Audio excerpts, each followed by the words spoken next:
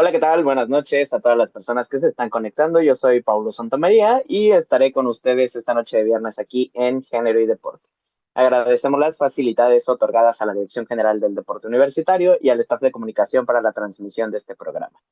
Ya terminamos febrero y con ello el tema de masculinidades. Y es que en los últimos años cada vez más hombres han comenzado a cuestionar los modelos tradicionales de masculinidad y a reflexionar sobre su papel en la lucha contra el machismo y la violencia de género. Y en este contexto, pues han surgido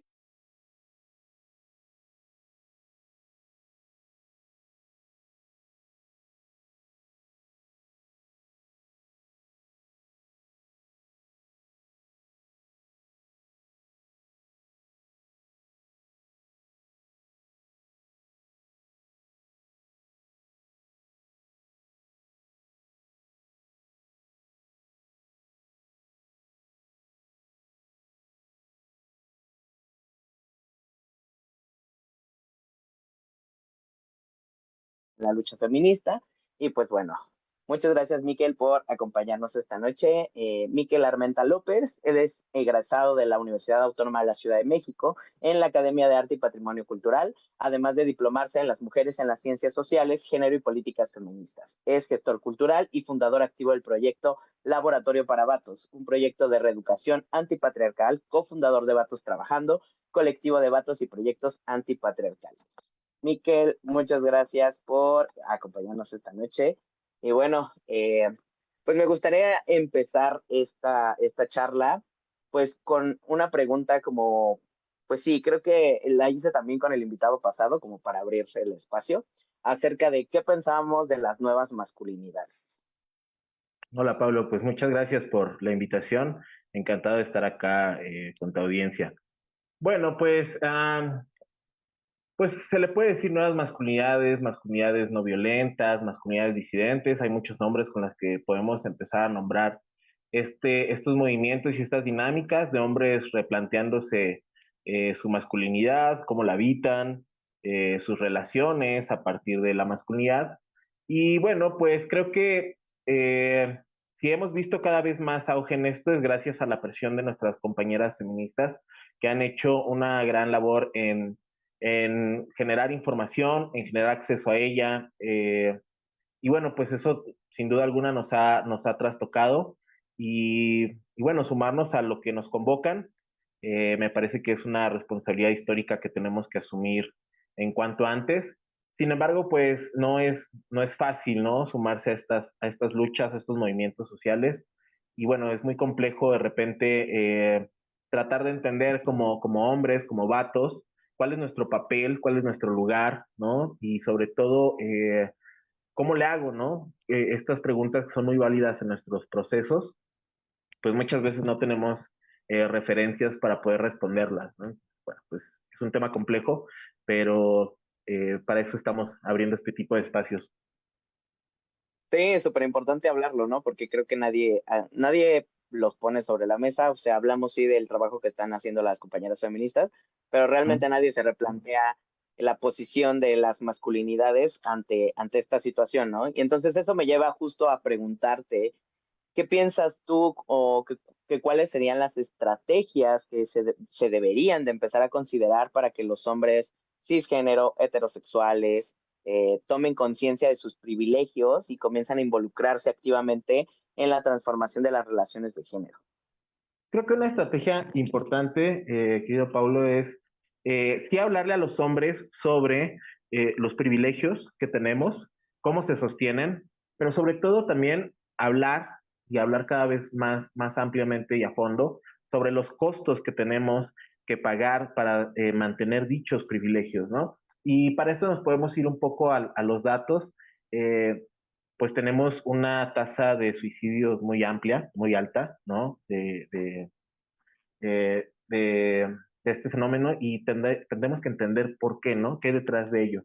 ¿Qué nos está llevando a ser el índice más alto en las cárceles, por ejemplo, ¿no? ¿Cómo es que los hombres morimos más en actos de agresión o de peleas callejeras, ¿no? Este tipo de cosas nos lleva a cuestionarnos cuáles son los costos de ciertos privilegios. Y creo que la masculinidad muchas veces funciona como una promesa, ¿no? Si yo soy violento, la promesa de esa violencia va a ser el respeto posiblemente, ¿no? Va a ser la intimidación. Pero a dónde me está llevando este privilegio y esta promesa, ¿no? Pues a lo mejor a colocarme en situaciones de riesgo, ¿no? Y qué tanto estamos poniendo el cuerpo para validar algo con lo que podríamos tener una relación, pues no tan tensa, no tan normativa, no tan castigadora, ¿no? Sino que podamos ampliar las formas de habitar nuestra masculinidad, donde podamos empezar a cuestionarnos por qué creo lo que creo, por qué quiero, por qué deseo lo que deseo y por qué tengo esta necesidad de ponerme en estas situaciones, ¿no?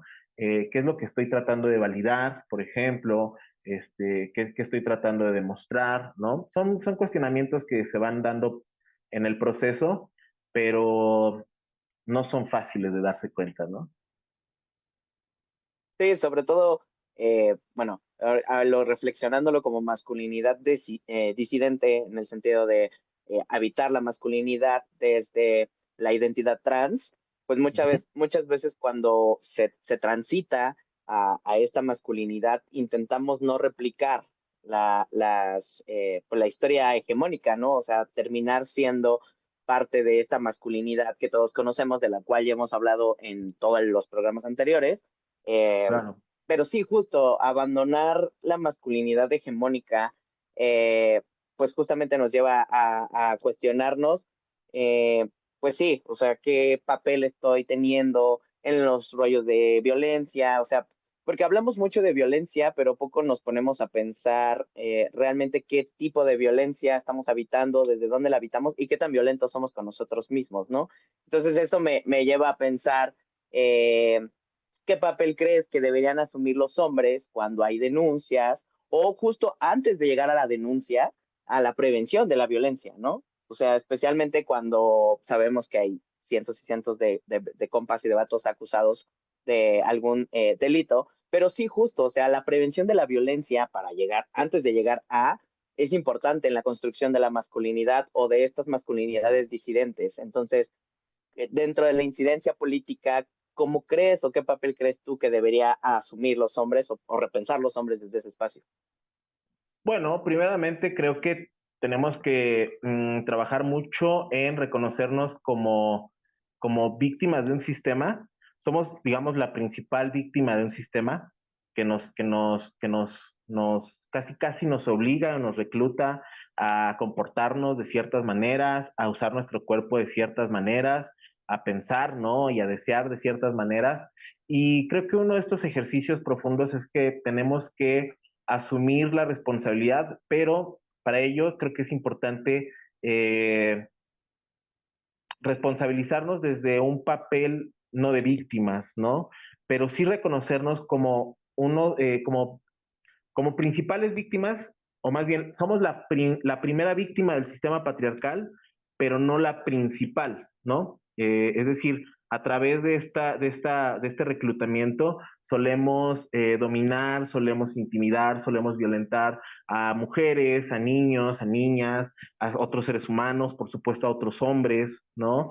Y, y dejar o abandonar los espacios de victimización que muchas veces los utilizamos a mero modo de conveniencia y pues sobre todo para no hacernos cargo de lo que nos corresponde. Por ejemplo, últimamente se escucha mucho el mandato del el cuerpo masculino, que tiene que ser un cuerpo fuerte, capaz de proteger, ¿no? Proveer la protección como un capital, ¿no? De la masculinidad. Y podríamos reflexionar de proteger de qué o de quién, ¿no? Generalmente de otros hombres.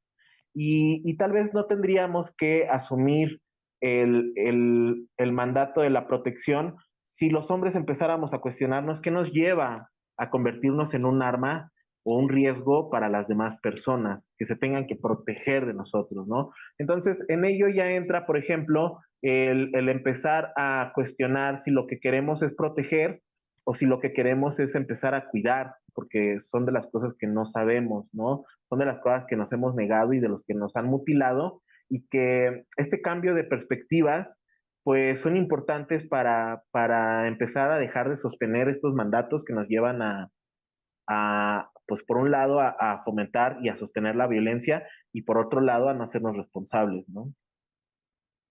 Sí, claro, totalmente. Me llama mucho la atención esto que nombras de que sí, justo las masculinidades pareciera que no saben o no tienen las herramientas para entender el cuidado, ¿no? Y para saber que justamente el cuidado se deslinda solo a las mujeres o a esta parte femenina que se niega Claro, a explorar o sí, ¿no? Que también dentro del sistema binario es como esta parte de que estamos divididos en masculino y femenino y que tenemos que vivir esta parte femenina en nosotros, que a mí, sinceramente, ese concepto no me gusta, pero sí justo, ¿no? O sea, asumir que tenemos sentimientos o emociones que están divididas a. Y eso, ahora que lo comentas y lo reflexionas, me pone a pensar en qué tan difícil ha sido para ti encontrar otros compas u otros vatos que estén en la misma línea y que eso haya hecho que puedas como relacionarte, crear un proyecto y decir, güey, esto está pasando, ¿qué onda? ¿Qué vamos a hacer? O cómo empiezas tú justo a acercarte a tus compas y a decirles, oye, ¿qué onda con lo que piensas? Oye, ¿no te has puesto a pensar en esto? ¿No? Sobre todo, abrirte desde el espacio a la vulnerabilidad, ¿no? Porque sabemos que las masculinidades no se vulneran, porque justo vulnerarse es igual a eh, maricón, joto, etcétera, etcétera, ¿no? Y que está obviamente orillado hacia lo femenino. claro. Pues mira, hace rato en la semblanza que presentabas, mencionabas el proyecto de Vatos Trabajando. Vatos Trabajando es una iniciativa mía de laboratorio donde convoqué a otros compas y a otros colectivos a unirnos vía WhatsApp, ¿no? Y bueno, se fue conformando un grupo, un primer grupo, y y pues la intención era empezar a compartir algo de teoría, ¿no? Empezar a politizarnos, pero dentro del proceso el grupo empezó a identificar necesidades. Y una de esas necesidades era tener una sesión de escucha y contención.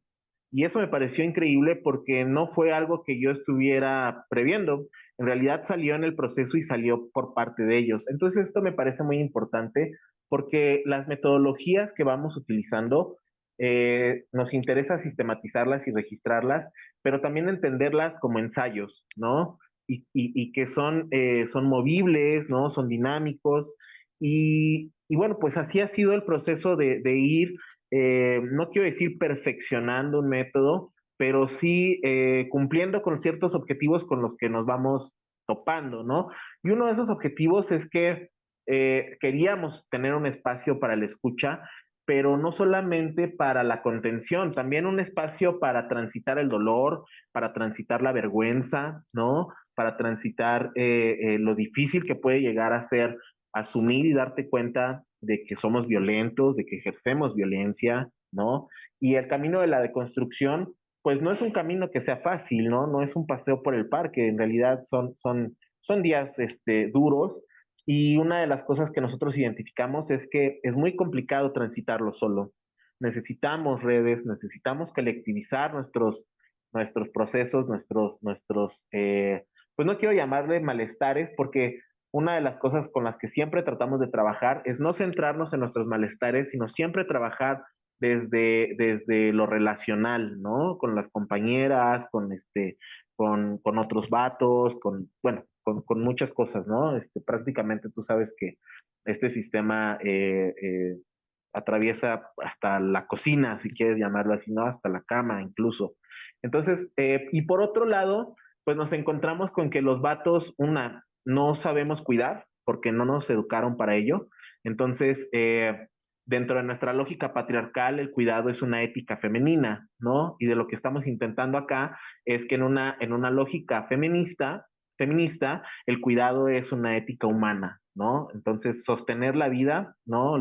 Comprender los cuidados como un sostenimiento de la vida, como un acompañamiento. Entonces, pues nos estamos reeducando, ¿no? Para aprender a cuidarnos entre otros vatos. Y por otro lado, otro de los obstáculos a los que nos encontramos es que no sabemos escuchar, o escuchamos para resolver, o escuchamos pues sí, para proveer de ideas muy en nuestro papel de proveer, ¿no? Y de resolver. Y bueno, también nos estamos reeducando en saber escuchar, en acompañar simplemente, en la escucha como cuidado, en la escucha como acompañamiento y en la escucha como un acto político entre vatos en que podamos validarnos nuestros dolores, nuestros sufrimientos, pero sin apapacharnos, ¿no? Claro que trabajamos con una pedagogía de la incomodidad y también confrontativa. Interesante, me llama mucho la atención también entender que dentro de todos estos acompañamientos también se cuestiona la idea del amor romántico y también la idea del, sí, o sea, de la matronorma y de todo este espacio que te dice cómo se tiene, cómo tendríamos que, ¿no? Y ahí entraría, por ejemplo, el rollo del amor y del acompañamiento entre hombres, ¿no? O de las masculinidades disidentes, hombres que se relacionan con hombres, pero también se relacionan con mujeres, pero también se relacionan con personas trans, etcétera, ¿no? Entonces creo que sí hay un punto importante que recalcar, es que encuentro pocos espacios para, pues sí, para que las masculinidades hablen de la forma en la que se relacionan amatoriamente, ¿no? Y en este caso, pues saber que también existen otros espacios dentro de la diversidad relacional para entender que el acompañamiento, pues sí, puede ser desde la escucha, como un espacio político, y pues sí, desarticulizando toda esta parte pues sí, heteronormada de qué significa amar y querer al compa, ¿no? O acompañar al compa. Sí, justo, porque me llama la atención que digas, sí, también desde una pedagogía de la incomodidad, ¿no? Entonces es como, ajá, o sea, sí vamos a acuerparnos, pero tampoco significa que te va a justificar, o tampoco significa que voy a decir, ah, no, no, eh, esto que hiciste violentamente estuvo bien, ¿no? Porque suele pasar. He acudido a otros espacios de masculinidades justo en este entendimiento como parte de la construcción de mi masculinidad para entender de qué otros lados o de qué otros espacios puedo escuchar y analizar, ¿no? De cómo se está viviendo mi masculinidad, cómo estoy construyendo mi masculinidad, ¿no? Y me llama la atención saber que ahí sí hay un espacio de victimización, de pobrecitos de nosotros, parece que nos están odiando, qué estamos Claro. haciendo tan mal, que todas las mujeres nos odian, y etcétera, ¿no? Entonces, sí me parece interesante esta apuesta que estás trabajando y que estás haciendo. Y pues bueno, eso también me lleva a preguntar desde el rollo de la revictimización y esto, pues justamente, eh, pues las reparaciones de daño, ¿no? Las responsabilidades, si hay realmente una reparación del daño cuando hay vatos que han ejercido violencia y que quieren también reincorporarse a la vida pública, ¿no? Esto pienso que eso también es importante porque tampoco creo que nadie lo hable. Sí, muchas veces los espacios te dicen, bueno, hazte este curso y toma este taller de deconstrucción para que reflexiones lo que hiciste, pero ¿qué hay más allá de esos espacios de reflexión, ¿no? ¿Cómo crees o más bien, cuál es tu visión sobre estos procesos de reparación? Pues mira, yo creo que es importante algunas cosas a considerar. Por supuesto, ya hablamos de la prevención, del trabajo constante con vatos, pero ¿qué hacemos, no? Con los vatos agresores, con los vatos que han sido incluso funados, ¿no? Eh, no podemos subirlos a una nave de los locos y dejarlos a su suerte, ¿no? Tenemos que trabajar también con esa parte de los vatos. Y si no los atendemos, creo que hemos podido percibir, no sé tú qué opinas, Pablo, un recrudecimiento muy fuerte de las violencias machistas, misóginas, patriarcales, sobre todo en redes sociales, ¿no? Y creo que hay que entender ciertas lógicas de por qué están pasando eso, atenderlas, ¿no? Primero que nada, entenderlas y después tratar de entenderlas, ¿no? Para desmontar estas lógicas, antes de estigmatizar a muchos hombres, ¿no? Por otro lado, creo que es importante que empecemos a trabajar con la justicia restaurativa, que pues muchas veces se ha malinterpretado y en realidad lo que se trata es de que pongamos en el centro a las víctimas y que ellas decidan la forma en la que quieren recibir justicia, ¿no? Restaurar esa justicia. Y por otro lado, pues no sé si sea una percepción de las instituciones que se crea que con un curso, ¿no? De 3 semanas, o sea, las cuestiones desaparecen por decreto, ¿no? Y por supuesto que no. Estamos dentro de un sistema y muy posiblemente no nos alcancemos a salir de él, ¿no? Pero creo que reconocer esta imposibilidad, ¿no? De decir, posiblemente no me salga de este sistema, puede potenciar el trabajo con otros hombres, ¿no? Es decir, sabernos que estamos dentro de un sistema violento que nos recluta, pero podemos estar a la contra, podemos generar alternativas, ¿no? Y para el trabajo de esas alternativas, pues tenemos que atender no solo a la población de hombres que tienen la factibilidad de hacerlo, ¿no? O sea, por supuesto que es importante, pero también hay una gran placa, digamos la placa más grande de la pirámide, que es con la que también tenemos que empezar a trabajar, ¿no? Entonces, con comunidades que han sido vulneradas, ¿no? La gente, vatos que están en la cárcel, por ejemplo, ¿no? Vatos que están atravesando por depresión a través de cuestiones que no son químicas simplemente, ¿no? Sino que conlleva cuestiones políticas como el desempleo, ¿no? Que es un problema muy severo, ¿no? Entonces, pues es muy fácil para algunos discursos mandar a todos los hombres a terapia. El problema es que no tenemos ni el acceso económico ni cultural para cumplir con esa premisa, ¿no? Entonces tenemos que empezar a generar espacios de buen trato y de escucha entre vatos. De lo contrario, veo muy complicado que podamos generar movilización. Sí, justo y ahora escuchándote, repienso, por ejemplo, cuando hablaste de la pirámide, sí pienso en los compas, en estas masculinidades periféricas, masculinidades que están en la cárcel, masculinidades discas, masculinidades Trans, que han sido víctimas de abuso sexual, totalmente. transmasculinidades, etcétera, ¿no? Pero también, por ejemplo, me pongo a pensar en esto que justo conectándolo a todo lo que estamos hablando, a los grupos como los grupos del famosísimo influencer pelón que conocemos, que ni vale la pena decir su nombre, pero justo, o sea, me preocupa mucho saber que existen estos espacios de congregación masculina, liderada por un vato blanco, hegemónico, privilegiado, heterosexual, etcétera, y que tenga un séquito de seguidores que justamente están pues replicando violencias demasiado fuertes, ¿no? Y densas y no solo sus seguidores, ¿no? Sino en general que hay grupos de personas que están replicando violencia, por ejemplo, la violencia digital en redes sociales está muy cañona, ¿no? Ahora analizando algunos posts que he visto en redes sociales sobre pues población LGBT o justamente población trans, me asusta la forma en la que te está replicando esa violencia, ¿no? Incluso en tus redes sociales, en páginas de Laboratorio para Vatos, también he visto que compartes, ¿no? Los comentarios de los compas que suben y pues sí hay una preocupación, ¿no? O sea, a mí como transmasculinidad me preocupa incluso la interacción que tengo con otros hombres afuera, ¿no? Porque no sé realmente qué, no quiero hablar de espacios seguros porque no coincido mucho con el concepto de espacio seguro, pero justo sí repensar en la interacción social normal que tengo allá afuera con otros vatos, ¿no? Entonces, no sé qué piensas tú o qué opinas tú sobre eso. Pues es muy fuerte porque creo que la socialización a la que hemos estado sometidos los vatos es a través de la crueldad, ¿no? Del sometimiento, de la humillación. Tendemos a la dominación por la vía que sea, ¿no? Y bueno, pues creo que la violencia sobre todo se ha convertido en un capital muy útil para la masculinidad, ¿no? Cuando pensamos en esta frase de vamos a resolverlo como hombres, es casi imposible no pensar que se va a resolver a golpes, ¿no? Y eso es una lógica muy masculina. Entonces, ¿cómo podemos comenzar a desobedecer, por así decirlo, desde el cuerpo, ¿no? Bueno, pues tal vez dejando eh, no sé, a lo mejor explorando la ternura, ¿no? Es algo que, por ejemplo, no nos hemos dado la chance.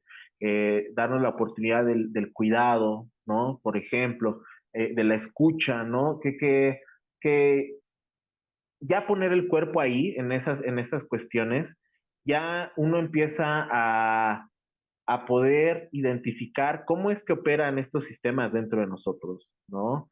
Y entonces es muy interesante ver que te cuento, hace unos meses, en septiembre, dimos un taller sobre placer no sexual para vatos y uno de los ejercicios que teníamos que hacer era presentarnos con el otro a través del tacto. Entonces, bueno, pues fue un ejercicio muy interesante porque si nosotros observamos un poquito, la interacción física entre vatos generalmente es agresiva, ¿no? Generalmente es por medio de lo sexual, nos golpeamos los genitales, nos pellizcamos los pezones, nos nalgueamos, ¿no? Pero esto más que tener una connotación de orden sexual es de orden de poder, ¿no? Entonces tendemos mucho a, a dominar el cuerpo de otros hombres, ¿no? Y bueno, ¿qué pasa si empezamos a dejar de ser concebidos el cuerpo como un arma política o biopolítica, ¿no? O biosocial también. ¿Y qué pasa de que si empezamos a concebir nuestro cuerpo y habitar nuestro cuerpo para el cuidado, ¿no? Para el cuidado, como ya lo mencionábamos, ¿no? En vez de este mandato de la protección. Entonces, bueno, como puedes ver, pues son muchas aristas, ¿no? Con las que uno tiene que trabajar o con las que tendríamos que empezar a trabajar, pero creo que vale bien la pena por un bien mayor, ¿no? Que es el futuro de nuestras relaciones con el mundo, ¿no? Como vatos. Sí, justo, y bueno, ya como justo una última reflexión de este tema, me llama también mucho la atención repensar en el cuerpo, ¿no? Justamente el cuerpo es el primer territorio que habitamos de forma consciente, entre paréntesis, ¿no? Pero sí, justo en la reconfiguración corporal como masculinidad, porque pareciera que los hombres, o las masculinidades, tienen mucha conciencia de su cuerpo, ¿no? O sea, pareciera que con el cuerpo, por ejemplo, esta práctica violenta que recién descubrí, que no la había asimilado, porque justo también dentro del rollo del cispassing, de ya pasar como un hombre cis, debido a las hormonas y a todos estos procesos de masculinidad, me voy dando cuenta de cuestiones que yo no tenía entendidas o asumidas hacia mi corporalidad, pues por Ujú, ser un vato trans, ¿no? O sea, como que no tenía conciencia de, pero, por ejemplo, estas prácticas en donde el cuerpo se sobrepone a partir del poder y de la dominación sobre otros cuerpos, eh, digámoslo hegemónicamente o sistemáticamente, más débiles, ¿no? Entonces, por ejemplo, cuando voy caminando en el metro, es como yo siempre estoy acostumbrado pues, a ladearme o a quitarme o a hacerme chiquito para pasar, ¿no?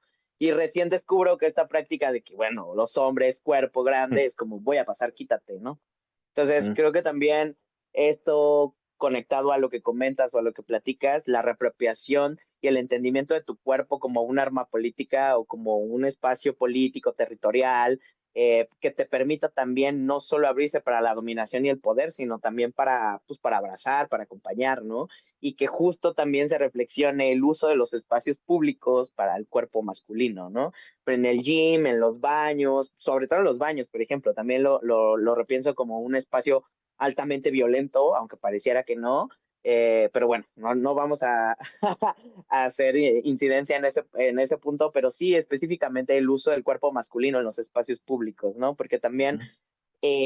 sí, pareciera que da un poco de miedo y que lo tenemos además normalizado, ¿no? O sea, tú sales a la calle y sabes que este espacio público eh, está dominado por los hombres, ¿no? Y que justo hay cuerpos o, sí, corporalidades disidentes que no nos sentimos acuñadas o acuerpadas en esos espacios, ¿no? Entonces sí me llama mucho la atención saber que debería de haber más incidencia, como por ejemplo este ejercicio que tienen en el taller de, sí, de tocarse, presentarse, ¿no? Y saber también qué estás haciendo con tu cuerpo que no sea violentar, dominar o sentir poder sobre, ¿no? Entonces, Ujú, sí, ujú. me parece muy importante también ponerlo a la mesa y que también estaría padre poder, pues, generar más pláticas y conversaciones. Y bueno, por último, no sé si quieres agregar otra cosa, si te gustaría platicar, háblanos del proyecto en general del Laboratorio para Vatos y de todas las participaciones que tienes para que, pues sí, los compas o los vatos que nos están escuchando, también las compas, pues puedan como acercarse, entender de qué vas, si hay talleres, si hay cosas próximas. Sí, sí, sí, claro. Pues bueno, Laboratorio para Vatos nos pueden encontrar en Instagram, es donde más activos estamos. Y bueno, pues estamos generando algunas actividades y contenidos, algunas en conjunto con Vatos Trabajando, algunas otras en colaboración con otros proyectos. Y pues básicamente yo he trabajado con círculos de lectura, ¿no? Que gusta mucho a la banda, puesto que leemos algunos textos que son muy importantes de manera teórica, pero son muy enriquecedores leerlos de manera colectiva, ¿no? Entonces, ya los estamos por echar a andar. También tenemos, ahorita ya está prácticamente a la mitad, este seminario que programamos sobre machósfera, ultraderecha, masculinidad y ultraderecha, ¿no? Ya estamos a la mitad, acabamos en abril, y justamente en abril comenzamos el ciclo de conversatorios que son acá en el sur, en nuestra librería Amiga Utópicas. De manera bimestral estamos haciendo conversatorios que tienen que ver con la disidencia masculina los últimos jueves de mes, entonces arrancamos en abril, de ahí nos vamos a abril, junio, agosto y octubre, ¿no? Los últimos jueves de mes. Ya les estaremos presentando a detalle los temas y todos los pormenores. Y pues, ¿qué más? Pues estamos trabajando duro para un encuentro de 2 días de vatos y colectivos antipatriarcales, que bueno, pues estamos por cerrar algunos detalles, pero a grosso modo es lo que tenemos en la agenda estos próximos días. También aprovechar que como colectivo no vamos a tener ningún tipo de actividad del 8M, ¿no? Creo que entendemos perfectamente que no es nuestra lucha, no nos estamos, bueno, no es nuestra lucha en el sentido de que no nos vamos a apropiar, ¿no? De un discurso, de un día, ni vamos a tomar centralidad. Sin embargo, pues estaremos organizándonos para también presentar algunos contenidos que estaremos trabajando en esos días. Y pues eso, en general, invitarlos a los dos grupos que tenemos de Vatos Trabajando. Nos reunimos de manera quincenal, una para tener charlas teóricas y otra de escucha, de escucha y contención. Y todos los días tenemos dinámicas en nuestros chats bueno, pues ya podemos contarles a detalle ahí en WhatsApp. Perfecto, pues muchas gracias, Miquel. Fue todo un placer platicar contigo esta noche. Y pues Igualmente, bueno, amigo. espero que nos puedas acompañar en otros programas más de género y deporte. Siempre estamos, pues Con sí, gusto. cuestionándonos, preguntándonos. Sí, y muchas veces es importante también la visión de la masculinidad dentro de los espacios para repensar y reflexionar, ¿no? Y pues Por bueno, eso es supuesto. todo. Iniciamos marzo con contexto social, político, histórico del 8M y pues con todas las actividades que tiene la Dirección General del Deporte Universitario. 108 saludos al sol con la maestra Ana Laura Valdés, evento de yoga. También tenemos la conferencia este próximo miércoles 5 de marzo sobre disidencias corporales en el deporte. Y pues bueno, nos vemos en el laboratorio de química de la Facultad de Química este próximo miércoles. Pues chequen las redes de Deporte UNAM para que puedan estar al pendiente de todas las actividades. Nos vemos la próxima. Muchas gracias. Gracias. Hasta luego.